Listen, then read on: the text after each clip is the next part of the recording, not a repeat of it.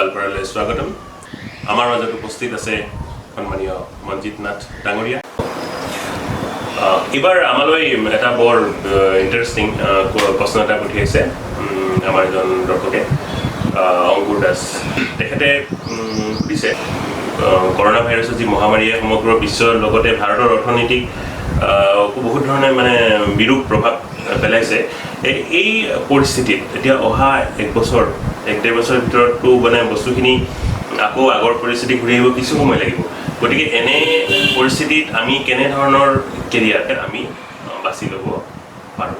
আমি আটাই সেইটো এটা প্ৰশ্নৰ উত্তৰ বিচাৰিব চেষ্টা কৰি আছোঁ। মানে এইটো অলপমান ব্যক্তিগত অনুভৱেই হ'ব মোৰ, কাৰণ কোনেও নাজানে যে পৰিস্থিতি কেনেকৈ আগবাঢ়িব 3 বছৰত।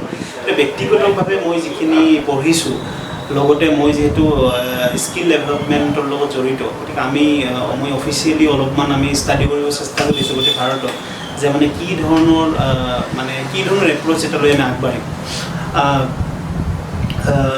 মোৰ মতে যোনটো 11-12 বা আমাৰ গ্ৰেজুৱেশ্যন ৰিলেটেড যোনটো ল'ৰা ছোৱালীৰ যোনটো কেৰিয়াৰ ট্ৰেকটো, সেইটো ঠিকে থাকিব। তেওঁলোকে সিমান একো ভাবিব লগা নাই, কাৰণ তেওঁলোকে নিজৰ পঢ়া শুনাটো আগুৱাই লৈ যাব লাগিব। তেওঁলোকে যোন ভাবি আছে, তেওঁলোকৰ ট্ৰেডিশ্যনেল কেৰিয়াৰ ফিল্ডটো, ধৰক মেডিকেল হওক, ইঞ্জিনিয়াৰিং হওক, LLB, ফিল্ম মেকিং, যিয়ে নহওক, এই গোটেই বস্তুখিনি কণ্টিনিউ হ'বই হ'ব। প্ৰব্লেম হ'ব পাৰে যোনে মানে গ্ৰেজুৱেশ্যন শেষ কৰিছে, যোনে মানে জব মাৰ্কেটত অলৰেডি আহিছে, মানে জব মাৰ্কেটত তেওঁলোকে চাৰ্চিং ফৰ জব, সেই মানুহখিনিৰ কাৰণে অলপমান ভাবিব লাগিব যে কোনটো ছাইডে অলপ বেছি ডিমাণ্ডটো আহিছে।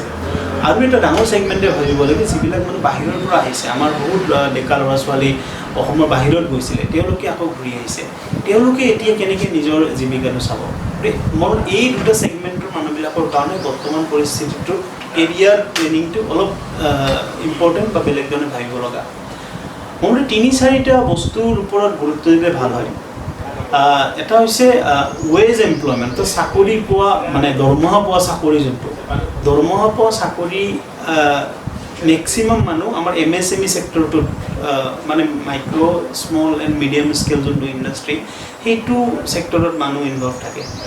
এই গোটেই ছেক্টৰটোৱে মানে ভীষণভাৱে আঘাত এটা পাইছে এই COVID-19ৰ কাৰণে। গতিকে এই ছেক্টৰটো যেতিয়া থম ধৰি উঠিবৰ কাৰণে অলপ সময় লাগিব। যেনে আমাৰ গ্ৰিলৰ দোকান বা এই প্লাইউডৰ দোকান বা কাঠৰ বিজনেছ কৰা মানুহ, সৰু সুৰা গেলামালৰ দোকান, তেওঁলোকে অলপমান আঘাত এটা পাইছে। সেইটোৰ কাৰণে অলপমান থম ধৰি উঠাৰ সময় লাগিব। কিন্তু এইখিনি এটা বেলেগ পচিবিলিটি কি উলিয়াই দিছে, সেইটো হৈছে যে খেতি বাতিৰ ক্ষেত্ৰত, পশুপালন আৰু খেতি বাতি।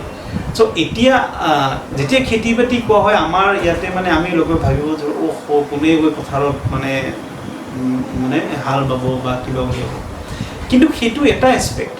ছেকেণ্ড এছপেক্ট হৈছে ফুড প্ৰচেছিং যোনটো ইণ্ডাষ্ট্ৰী, যে আমি প্ৰথম বস্তুটো মেটেৰিয়েলটো উলিয়াই পেলাই এইটো প্ৰচেছ কৰি পেলাই বেলেগ এটা প্ৰডাক্ট বনাই পেলাই আমি যোনটো মানে বিক্ৰী কৰিছোঁ, সেই ধৰণে আমি নিজকে এজ এ এণ্টাৰপ্ৰেনাৰ যোনটো মানে প্ৰতিষ্ঠা কৰিব চেষ্টা কৰিছোঁ। আৰু সেই ডমেইনটোত আমি বেছি ফ'কাছটো দিয়া নাই, আৰু কিন্তু সেইটোৱে আমাক ক'ৰবাৰ পৰা ক'ৰবাৰে লৈ যাব পাৰে। মোৰ নিজৰে 3জন বন্ধু মই জানো, যোনে অসমৰ বাহিৰত বেলেগ চাকৰি কৰি আছিলে, তেওঁলোকে সেইবিলাক চব বাদ দি ঘূৰি আহিছে। তেওঁলোকে খেতি কৰিব আৰম্ভ কৰিছে, কমপ্লিট মেথডিকেলি, মানে পদ্ধতিগতভাৱে, আৰু তেওঁলোকে বহুত ভাল কৰি আছে। মানে তেওঁলোকে খেতিটো কেৱল ধানটো উৎপাদন কৰোঁতে শান্ত ৰখা নাই, ধানৰ পৰা প্ৰডাক্টটো উলিয়াই পেলাই সেই প্ৰডাক্টটো কেনেকৈ বাহিৰত লৈ যাব, সেই গোটেই বস্তুখিনিৰ ওপৰত গুৰুত্ব দিছে। গতিকে আৰু পশুপালন, মই এটা এক্সাম্পল দিব খুজিছোঁ যে গাহৰি, মানে আমাৰ অসমখন প্লাছ আমাৰ নৰ্থ ইষ্টখন চাউথ ইষ্ট এছিয়াৰ লগত, মানে আমাৰ যোনটো এই লাওছ, ম্যানমাৰ, থাইলেণ্ড, বেংকক, এইটো যোনটো লাইনটোৰ লগত, এটা মণিপুৰৰ মোৰেৰে এটা ধুনীয়া আমি এটা ট্ৰেড এটা কৰিব পাৰোঁ।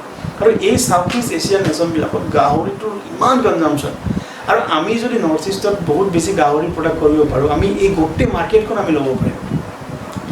গতিকে এনেকুৱা ধৰণৰ মানে আমি পশুধনৰ ওপৰত, মানে প্লাছ মাছ, আমি অসমত কিমান মাছ আহে বাহিৰৰ পৰা, আমি সেই অসমত ইমান নদী, আমাৰ ব্ৰহ্মপুত্ৰৰে কোৱা কিমান জিঞ্জিৰা, মানে জীয়াভৰলী, আমাৰ ইমান নদী উপনৈ আছে।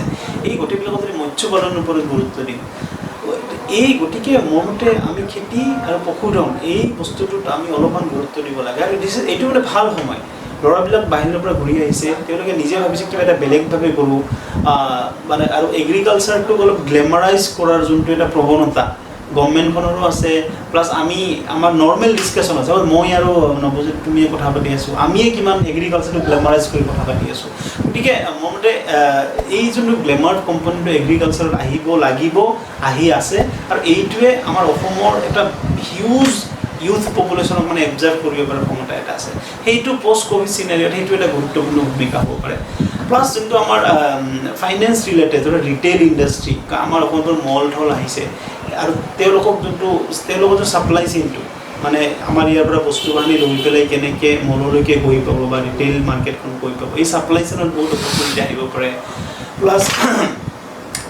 হেণ্ডিক্ৰাফ্ট টেক্সটাইল মানে আমাৰ যোনটো মানে আমি ট্ৰেডিশ্যনেলি ৰিহা মুগা পাত ইমান ধুনীয়া বনাওঁ গামোচা ইমান ধুনীয়া বনাওঁ আৰু আমাৰ বহুত ল'ৰা টেক্সটাইল মিল মানে তামিলনাডু তিৰুপুৰ সেই এৰিয়া টেক্সটাইল মিলবিলাকত কাম কৰে তো সেই ল'ৰা ছোৱালীখিনিয়ে ইয়াতে আহি পেলাই শুৱালকুছি বা আমাৰ ইপিনে কিয় কাম কৰিব নোৱাৰে সেই একেধৰণৰ কাম গতিকে এইবিলাক ছেক্টৰত আমি গুৰুত্ব দিব লাগিব প্ৰথম চাগে মোৰ এটাই ভয় মোৰ টেলেণ্ট লৈ ভয় নাই মোৰ মতে আমি টেলেণ্টেড আছোঁ আমি ধুনীয়াকৈ কৰিব পাৰিম মোৰ এটাই ভয় এইটো যোনটো মানে এটা ষ্টিগমা যোনটো ছ'চিয়েল ষ্টিগমা এটা এইটো কাম কৰি পিনে এই বস্তুটো যদি আমি শেষ কৰিব পাৰিম আমাক মানে কোনো ৰখাব নোৱাৰে মানে সেইটো মই খুব ধৰণে বিশ্বাস কৰোঁ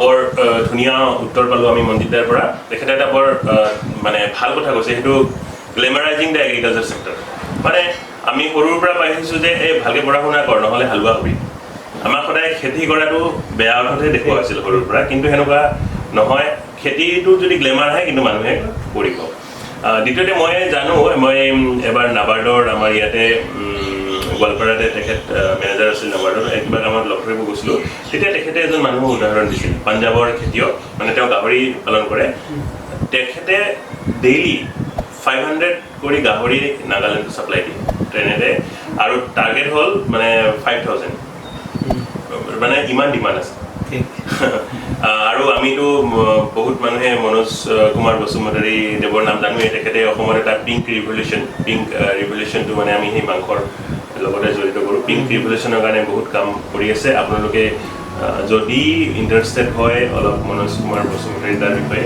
কিছু ষ্টাডি কৰিব পাৰে